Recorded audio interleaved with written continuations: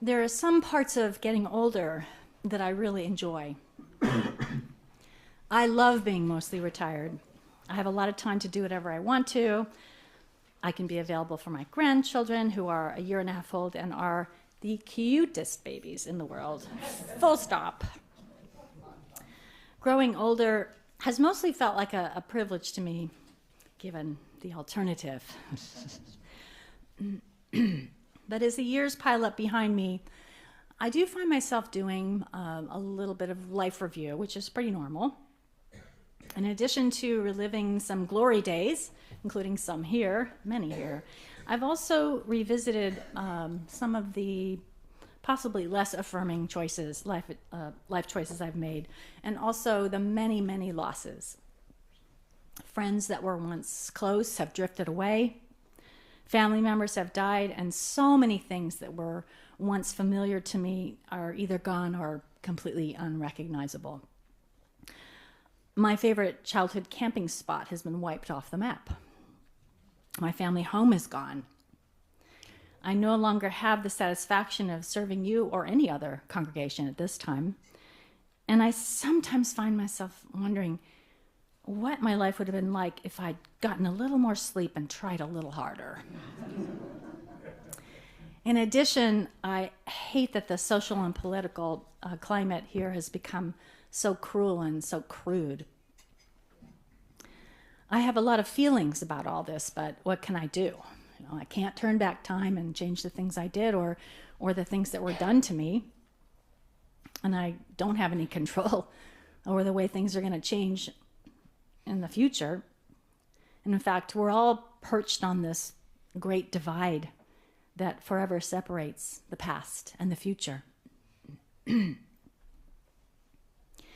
We cannot change the past, but maybe there are things we can do to help cope with our feelings about it. And I'm not an expert on this subject, and I'm definitely not a psychologist, but I would like to share with you some strategies that have helped me. And I need to say first that if you suffer from clinical depression or anxiety or some other significant mental health issue, these strategies are probably not going to help you without professional support.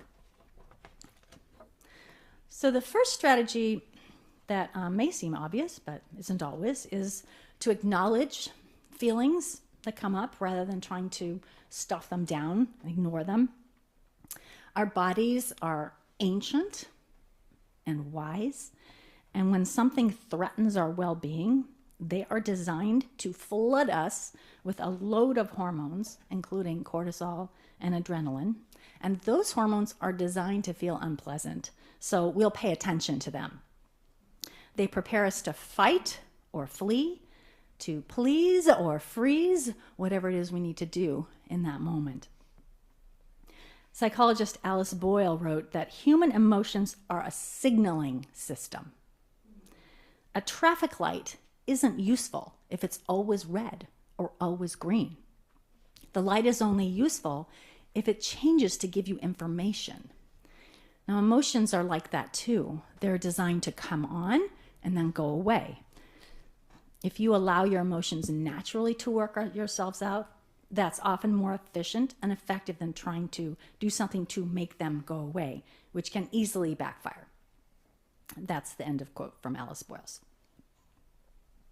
So this is absolutely the case for me. I know when I experience strong emotions, whether it's rage or hurt or sadness or loneliness or whatever, I just need some space and time to pull myself together.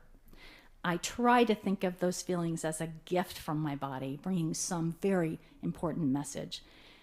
And it does take time for those hormones to sort of settle down and wear off, but they will. And once they do, the emotion will ease up. So, how long does it take for emotions to naturally work themselves out? Unfortunately, our bodies can't distinguish sometimes between an immediate threat to life and something that's just annoying, like being cut off in traffic. So it might take me 15 minutes and some vulgar language, or for something more serious, a day or a week. Repressing those feelings will just draw everything out much longer. Well, having said that, not all pain works this way. Like, for example, grief. The more we love a person, the more painful it is to lose them. And everyone grieves differently. But I've found that it's still helpful to give expression to that grief over and over again. And in time, it does hurt less. It doesn't go away. But it becomes manageable. So it's easy for me to stand up here and say, just feel your feelings. But it's not always that simple. There are lots of reasons why we would rather not feel our feelings, or sometimes even admit to having our feelings. I certainly don't enjoy strong emotions. They make me feel completely out of control, which I hate, and they can hurt like hell. In addition, emotions can feel very threatening if we've been taught that they're shameful or some sign of weakness or moral failure. This is pretty common. My parents never fought in front of us. I sometimes could hear it going on, but then that terrified me but as a result, I really didn't learn to manage other people's anger. It just scared me to death. But in the end, it is more effective just to let them all out. And my strategy has always been to find some safe space where I won't hurt anyone. I personally favor hysterical crying, following by breaking things. Go to the thrift store, get some stuff. A therapist helped me to learn to talk about the feelings that embarrass me the most. She convinced me, indeed, that expressing those emotions is healthy, it's normal, and it can be very courageous, as well as being the best way, the fastest way to get them out of your body. So if talking about your feelings is too uncomfortable, there's a few ways you can get access to them, and I think one of them is through the arts. And if you know what I'm saying, you know what I'm saying. It works. For some people, they'll be like, "What?" But personally, I love poetry. I love watching dance. For some reason, I connect to it, and music, of course, always. Music always, which is, think about it. We have music every service, right? Why? Because it helps you connect more deeply. And when I listen to music, I can feel and connect to strong feelings that sometimes I wasn't even aware of. If you've ever found yourself standing in front of a painting or listening to a piece of music and just weeping, there's something there that it would be great if you could figure out what was happening. For me, also, spending time in nature is very effective. And there's nothing to me like standing in a high place and looking out at a vista. It just impacts me in a way. And I think it's because I feel so connected suddenly to everything. And I realize, one, how small I am, and two, how much a part of everything I am. It's hard to describe. It's a pretty classic mystic experience. But really, creative activities can really help you tap into feelings. So the next step then, after the feelings are flowing, after the strongest of my emotions play out, I may feel ready to take the next step, which is to focus on compassion. When I experience regrets about the past, I have to yet again acknowledge that I'm a human being. As a recovering perfectionist, I hate this. But I remind myself that I'm a human being like everyone else, and I deserve compassion. Accepting imperfection in ourselves and others, perhaps even anticipating it, is not just a practical coping strategy. It is an essential part of living a healthy, connected, meaningful life. So this is a really good thing to think about if you're reflecting back on your life. And then also I want to say that not all sadness is the evidence that you've made some terrible mistake. Near the end of our lives, we may realize that we were influenced by others in ways that really weren't in our own best interest. As young children, we pick up strategies and habits that help us to survive in the environment of our family home. And if we're lucky, the people who raised us were kind and loving and modeled healthy boundaries. But as I've said, we're all human beings, including our parents. And that means that we all, and they did, carry childhood baggage. We may get a handle on it by learning to recognize it when it comes up. But in my experience, it doesn't go away. It's always kind of lurking down there. To this day, I struggle with a core belief that I am fundamentally not lovable, which I believe resulted from my mother's mental health issues, which were not her fault, and the sort of casual cruelty of my siblings and classmates, which definitely was their fault. I just want you to know. So I might have some more work to do here. Okay, so it's easy to look back and think, why did I just accept this kind of behavior? Why was I so easily convinced when it was clearly not true? And why is it still getting in my way 65 years later? Okay, 66.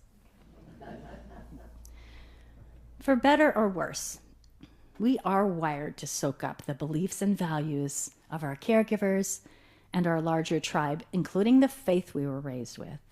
Our brains really can't make informed decisions as children. They're preoccupied with getting our needs met. We don't fully mature until our mid-20s, and even then, you will remember, we lack the life experience that's needed to make the best choices for ourselves. So I hope as you look back on your life, you will consider this and be very compassionate with yourself. If you struggle with this kind of sadness about childhood, it can be helpful to gently explore those tender places. It was for me. I'm going to suggest an exercise for later, but you should only do it if it feels manageable. It's a little woo-woo. Find a quiet place and dig out a photo of yourself as a child, preferably a photo that you liked. Give yourself some time to look at this child and think about this child, and then reassure that child by saying out loud, it wasn't your fault. You did the best you could. You didn't know any better. You did not deserve to be treated like that. This experience was so powerful to me when I did it in my 40s that I did go to a therapist to help me process it, because I would just start to cry uncontrollably. And since then, I have held tightly to that child, feeling only love and compassion. It's so hard to be a growing human, isn't it? It's so hard. We all deserve kindness and love and compassion. The last strategy has to do with the book we read, and that is to seek out different perspectives regarding the past. And again, for me, I needed a trusted friend or a partner or maybe a therapist, because on our own, we do tend to hyper-focus on our shortcomings. I had a mentor who was really good at helping me with this. And so after beating myself up about something I'd done or not done, she'd say, yeah, but what else is true? She was inviting me to remember a bigger picture, not just focus on my shortcomings. She would just keep asking this question, what else is true? And that helped me to interrupt the brooding that I'm prone to. It is true that I said something hurtful, but what else is true? I apologized. What else is true? I made amends. What else is true? In the past, I was an excellent friend, kind and helpful. When facing a mistake, failure, or sadness, remember to ask yourself, what else is true? Keep asking. Another way to shift your perspective is to try to focus on what your painful emotions indicate about your values. Imagine if I'd hurt a friend, but I didn't feel badly at all. That would mean that I'm a cruel and uncaring person. It is appropriate to feel horrible when you hurt someone you love, but it doesn't mean you are horrible. Just the opposite. Our regret proves that we are caring, compassionate human beings capable of empathy and the desire to do better. The final perspective shift I want to offer involves acknowledging the gift of love that is reflected in grief about the past. This is a hard one. It's a double-edged. To miss something is to have had it once. I miss so many things. I miss my parents, who were the very best. I miss the expansiveness of my young adulthood when anything seemed possible. I miss my kids, who are still with me, but they will never again be those sweet children they once were. I miss serving you, which was it was easily the happiest, most satisfying time in my professional life. I miss the many friends who have passed on, as we all do, from here. I loved all those times and all those people, and I was so lucky to have them.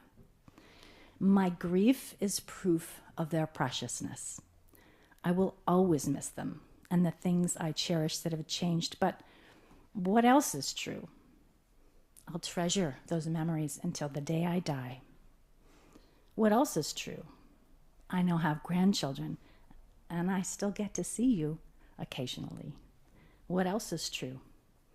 We have no idea what will happen in the time we have left. What else is true? There's going to be a midterm election next year. There could be so much more ahead of us. There could be new people to love, new opportunities for growth and learning, and yes, a different administration. Nothing can be done about the past except to make peace with it and let it go. We all have to do that when our time comes. And that doesn't mean forgetting, but maybe we can just let it be. I've made mistakes, and I've learned from some of them. Some things are just sad, and they always will be. We don't forget the people we've lost, but we can let them rest in peace. After I'm gone, I dearly hope my loved ones will celebrate the love we shared and the laughs we had. I don't want them spending a single minute feeling sad about something that wasn't perfect between us. I learned as a child that grace is unearned forgiveness that only comes from God. As a grown-up Unitarian Universalist, I think it has a lot to do with exactly what we're talking about today. Finding the courage to embrace our humanness, striving to offer compassion even when it's hard, and searching for the deepest meaning in our most difficult moments. Perhaps our final and most significant act of grace is to let go of it when our time comes. I hope I've convinced you today that regret, grief, and sadness about the past are normal. They are caused by being alive. If you are struggling with these things, I hope you will offer yourself grace, remembering all the ways you are connected by the love, laughter, and friendship you've enjoyed throughout your life, perhaps some of it right here in this building. Beloveds, may all the days we have left be full of grace. Thank you to Sylvia for such a juicy sermon topic. Vicki and Gordon, we will miss you. We will miss you dearly. And we wish you the very best. To you and to all those who are no longer here with us, we offer our love and our blessings. Amen.